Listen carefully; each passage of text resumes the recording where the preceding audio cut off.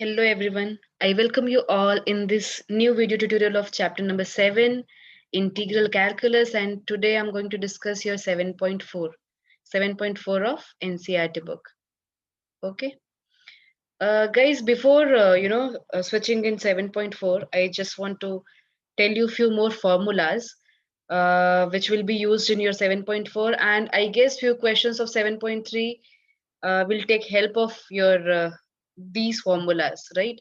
So just write down, write down the formula number 1. I guess it is given in your 7.2 or 7.3 of your NCERT.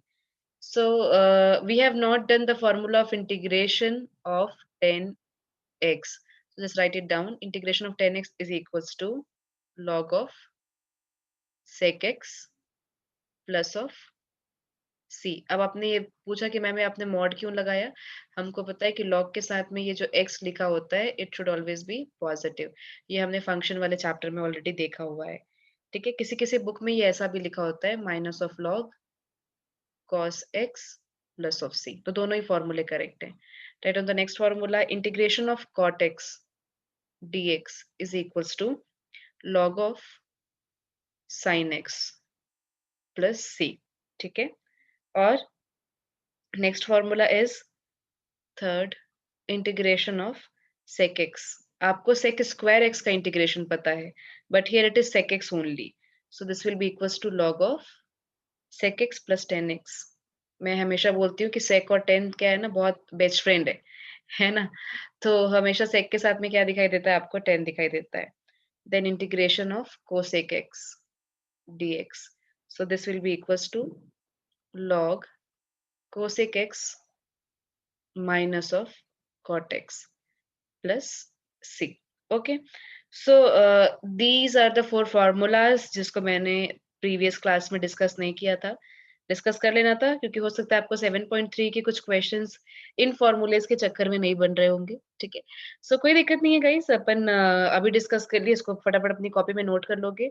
ये आपके NCERT के 7.3 में या 7.2 में दिया है, बिल्कुल चेक करेंगे। Apart from this, let's start 7.4 now.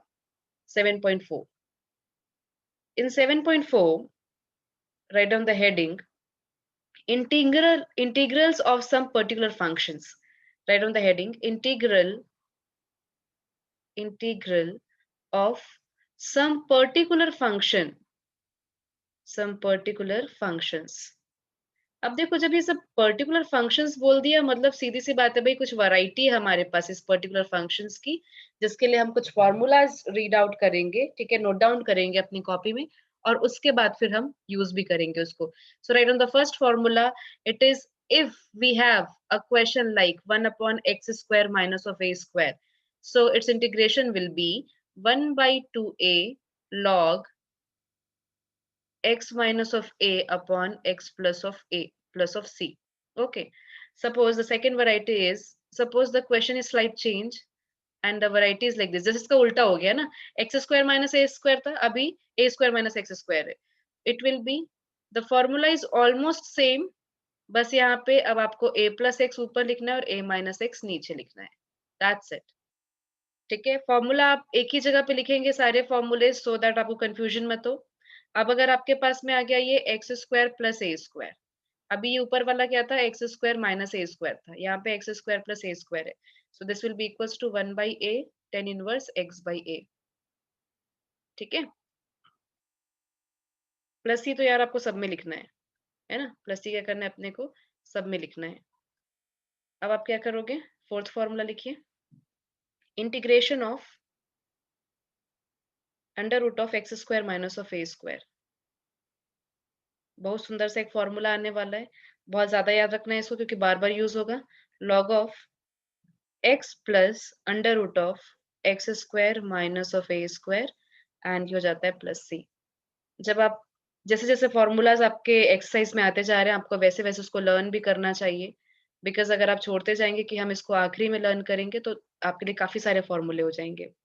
d by dx of integration of a square minus of x square, so this will be equals to sin inverse x by a plus of c। now the sixth one is integration of dx upon under root of x square plus of a square. So this is nothing but this is equals to log of x plus under root of x square plus of a square. Okay, and this is plus c. तो ये है वो 6 फॉर्मूले जो हम use करने वाले हैं वेयर इन योर 7.4. ठीक है, तो आप फटाफट फॉर्मूले का एक स्क्रीनशॉट ले लीजिए, या फिर अगर आपने मेरे साथ नोट किया हो तो ये बहुत ही अच्छी बात है. अब 7.4 के कुछ क्वेश्चंस मैं यूज करने वाली हूँ इस वीडियो में, so that you able to understand कि भाई ये फॉर्मूले हम कैसे यूज कर रहे हैं. ठीक है, तो अपन क्या करते हैं, एक पार्टीशन यहाँ पे बना लेते हैं और हम एक बहुत सिंपल सा एक क्वेश्चन लेते हैं आपके 7.4 का. Let's have question number 1. Question number 1 of your 7.4. So it is given as 3x square x to the power 6 plus 1 and dx. Question को देख करके मेरे को पहले समझना पड़ेगा भाई कि ऊपर 3x स्क्वायर है. थोड़ा रीराइट कर रहे हैं इसको अपन, rewrite this function and I am writing it as okay x to the power 3 and power में 2 and plus of 1. Now I'm using the substitution, let x cube is equals to t. So if I'll differentiate it, it will give me 3x square dx and it is dt. So guys, you can see that in place of 3x square dx, I can write dt, and in place of x cube, I can write t. Okay, just do that. It is t and it is t square plus of 1, and 1 को I can write 1 square. बिल्कुल match करवाइए आप कि किसकी तरह दिख रहा है, इन 6 में से किसकी तरह ये दिख रहा है. तो मेरे को दिखा कि ये आपका फॉर्मूला नंबर 3 की तरह दिख रहा है, राइट. ये कैसा दिख रहा है, integration of dx x square plus of a square, और फिर अपन उसका आंसर लिखेंगे. तो यहाँ पे आपको दिख रहा है कि x की जगह पे t लिखा है और a की जगह पे कितना लिखा हुआ है, 1. Just use that formula. It will be 1 by a tan inverse x by a plus of c. So it is nothing but tan inverse t plus of c. t की वैल्यू कितनी है, सब्स्टिट्यूट करो उसको, tan inverse x cube plus of c, and this is my answer. Okay, so बहुत ही बढ़िया simple सा question था और अपन ने इसको फटाफट बना भी लिया है. चलो अब जल्दी से एक सेकंड क्वेश्चन लेते हैं. फॉर्मूले जो है वो आप लोग यहीं पे ही रहने दो सो दैट आपको देखने में आसानी हो, और अपन इसको रब कर रहे हैं क्वेश्चन नंबर 1 को.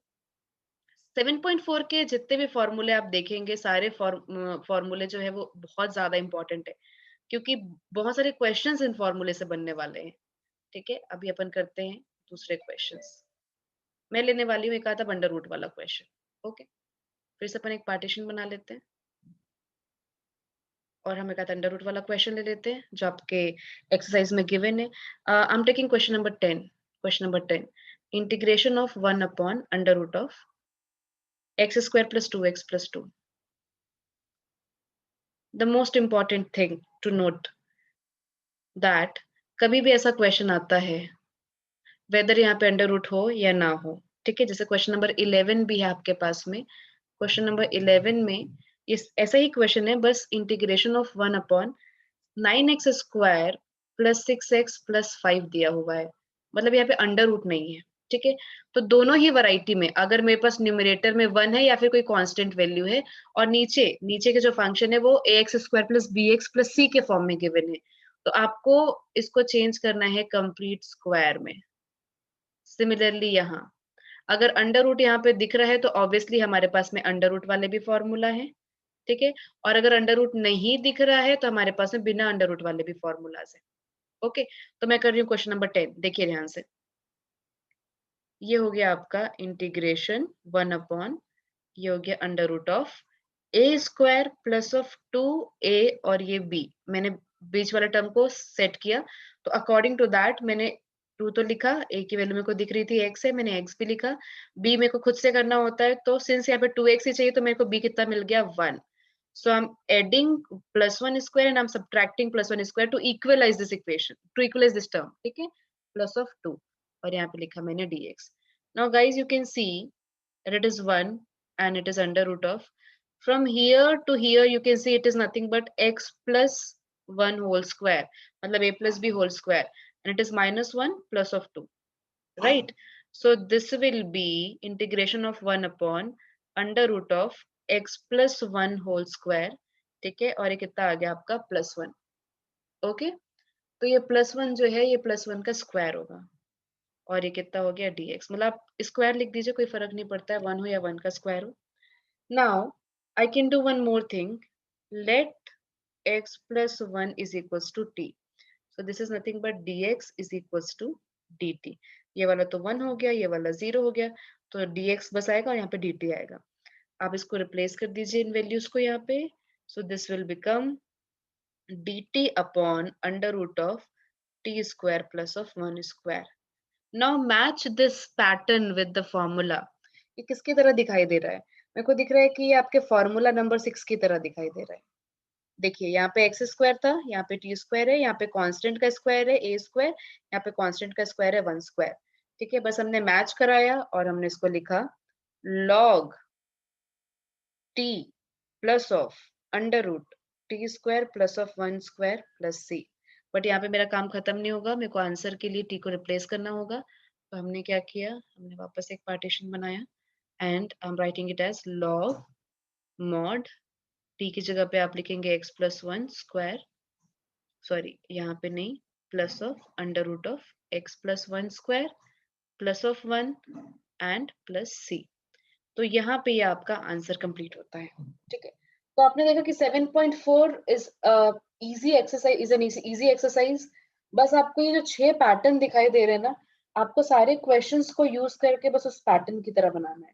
वो पैटर्न अगर बन गया तो आपका पूरा क्वेश्चन कंप्लीट हो जाएगा.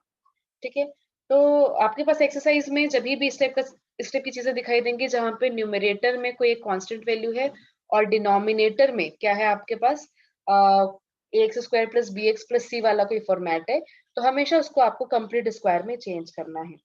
ठीक है, बट व्हाट अबाउट अगर मेरे न्यूमरेटर में 1 2 या कुछ इस टाइप का कोई कांस्टेंट वैल्यू ना दिया हो, कोई भी other other than constant value हो.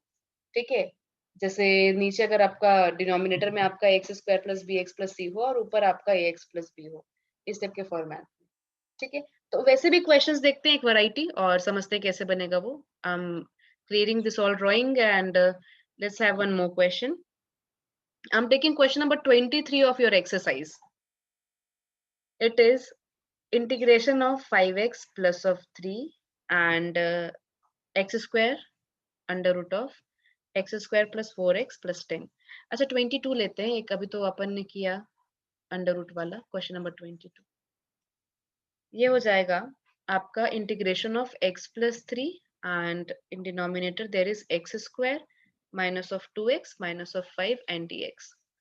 Now you can see this question is quite different than the last question. क्यों, वहां पे यहाँ 1 था और यहाँ पे तो सेम वैल्यू थी. जब भी आपके पास में ऐसे क्वेश्चन आएंगे तो क्या करना है, आपको लिखना है आपका numerator and this will be equals to, ये स्टेप इंपॉर्टेंट है ना, ध्यान देना सब लोग. आपको सबसे पहले क्या लिखना है, आपका numerator and this is equals to a d by d x of denominator and plus b. ये क्या कर रहे हैं अपन, ये हम अपने न्यूमरेटर को स्प्लिट कर रहे हैं कुछ स्पेसिफिक टर्म्स में. ठीक है, जिससे हमारा क्वेश्चन आसान हो जाने वाला है. तो ये स्टेप आप लोग के लिए बहुत इंपॉर्टेंट है, नया भी है, इसको बहुत केयरफुली आप ध्यान देंगे. So this will be equals to x plus 3 guys and it is a. आप इसको डिफरेंशिएट कीजिए 2x minus of 2 and plus of b. ठीक है, ये मेरा equation number 1. Now just compare the coefficients of x so that you'll get the value of a and b. You can say it is x plus 3, it is 2ax minus of 2a plus of b. Now 2a will be equals to 1. I'm comparing the coefficient of x. Okay, so value of a is 1 by 2. Now minus of 2a plus b.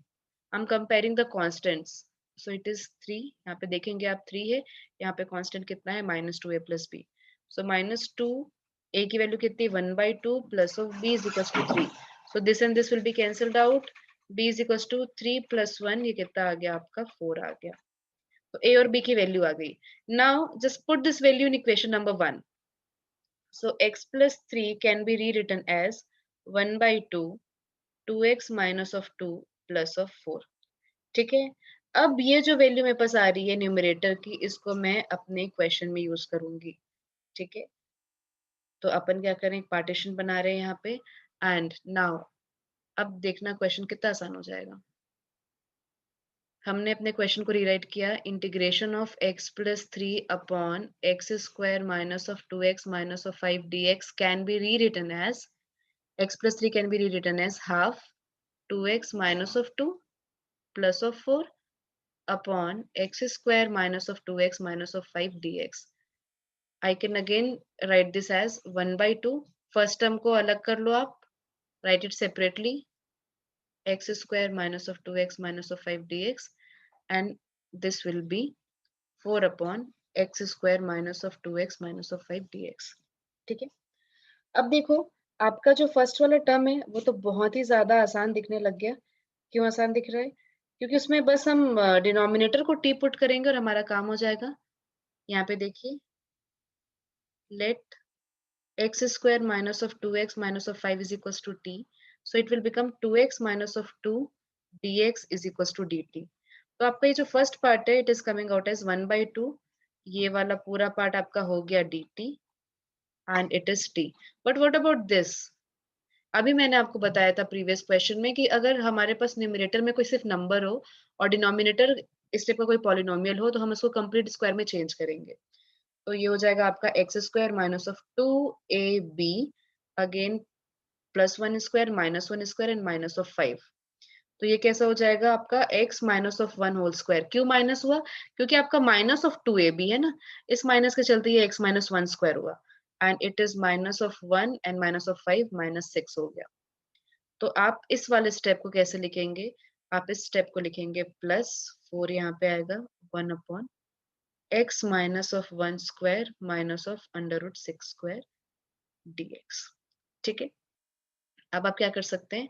You can take let x minus of 1 is equals to u, तो आपकी dx की value du के equal हो गई। So I can write the whole step like this, dt by t plus of 4, ये हो जाएगा आपका du and it is u square minus of under root of 6 square.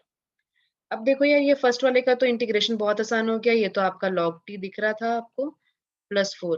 इसको कंपेयर कीजिए, जब इसको कंपेयर करेंगे तो it is similar as your first formula x square minus of A square. जो मैंने 6 फॉर्मूलेज लिखवाए थे ना, उससे आप देखेंगे तो ये कैसा दिख रहा है आपको, 1 अपॉन 2a फॉर्मूला यूज कर रही हूँ मैं, आप लोग की कॉपी में फॉर्मूला नोट है, देखिए log u minus of root 6 upon u plus of root 6 and plus of c।